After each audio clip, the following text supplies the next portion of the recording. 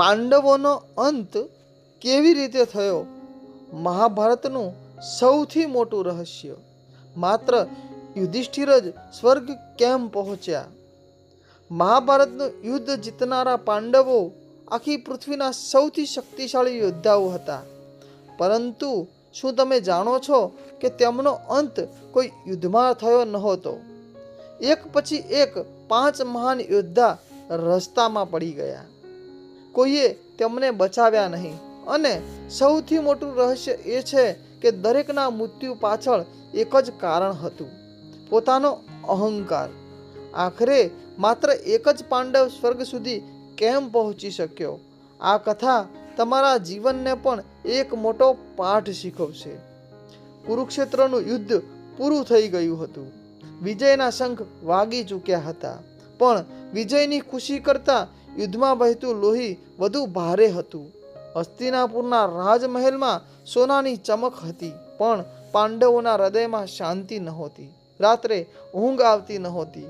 દરેક રાત્રે તેમને યુદ્ધમાં માર્યા ગયેલા પોતાના જ સ્વજનોના ચહેરા દેખાતા. સમય વીતતો ગયો. વર્ષો પસાર થયા. પછી એક દિવસ સમાચાર આવ્યા. શ્રી કૃષ્ણે પોતાની લીલા સમેટી લીધી અને યાદવ વંશનો પણ અંત આવી ગયો. આ સમાચાર સાંભળતા જ યુધિષ્ઠિરે આંખો બંધ કરી.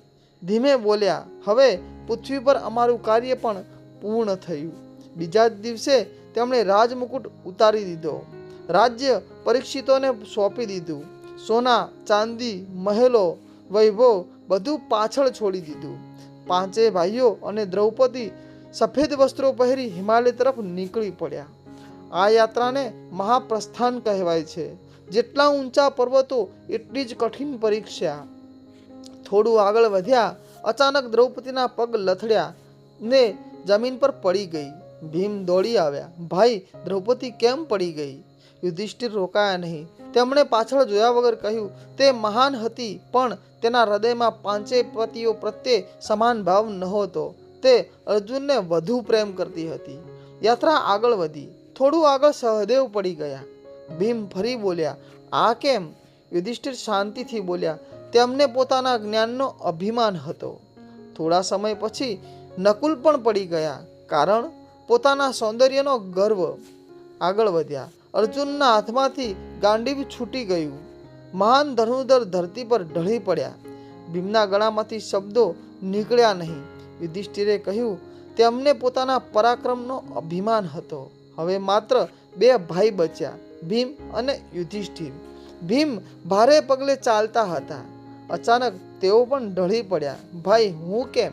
યુધિષ્ઠિરે આંખોમાં આંસુ રોકતા કહ્યું, ભીમ, તું મહાન હતો, પણ તને પોતાની શક્તિ અને ભોજનનો ગર્વ હતો. હવે સંપૂર્ણ હિમાલયમાં માત્ર એક માણસ ચાલી રહ્યો હતો, યુધિષ્ઠિર, અને તેની પાછળ એક વફાદાર કૂતરો.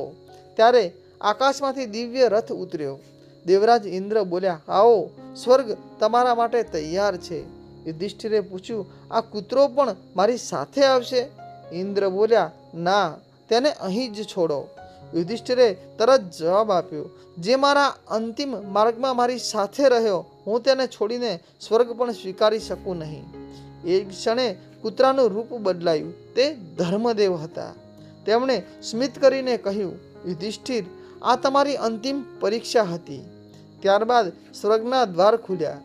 યુધિષ્ઠિર સદેહે સ્વર્ગમાં પ્રવેશ્યા. વિજય માણસને મહાન નથી બનાવતો, અહંકારનો ત્યાગ તેને મહાન બનાવે છે. પાંડવો યુદ્ધ જીતી ગયા હતા, પણ સ્વર્ગ સુધી માત્ર તે જ પહોંચ્યો જેણે અંતિમ ક્ષણ સુધી ધર્મ, કરુણા અને સત્યનો સાથ છોડ્યો નહીં. મિત્રો, આ વિડીયો તમને પસંદ આવ્યો હોય તો આ વિડીયોને લાઈક કરો અને આવી ધાર્મિક કહાનીઓ જોવા માટે આ ચેનલને સબસ્ક્રાઈબ કરો.